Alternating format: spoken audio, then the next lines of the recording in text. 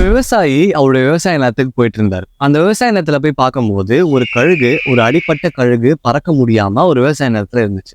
அதை பார்த்த விவசாயி அந்த கழுகை ஒரு வீட்டுக்கு கொண்டு வந்து ட்ரீட்மெண்ட் பண்ணி, அவர் ஏற்கனவே வளர்த்துட்டு இருந்த கோழிகள் கூடவே வச்சு ட்ரீட்மெண்ட் பண்ணி வளர்த்துட்டு இருந்தார். கொஞ்ச நாள் கழிச்சு பாத்தீங்கன்னா அந்த கழுகு ஃபுல்லாவே சரியாயிடுச்சு. சரி, அந்த கழுகை பறக்க விட்டுலான்ட்டு கூண்டை திறந்து அந்த கழுகத்தை வெளியே விட்டுறாரு. ஆனா அந்த கழுகு பறக்கவே இல்லை. ஏன்னா 24 மணி நேரமும் பறக்க முடியாத, பறக்க தெரியாத இருக்கிற கோழிகளை பார்த்து பார்த்து பார்த்து இந்த கழுகு என்னால பறக்க முடியும்ன்றதையே மறந்துடுச்சு.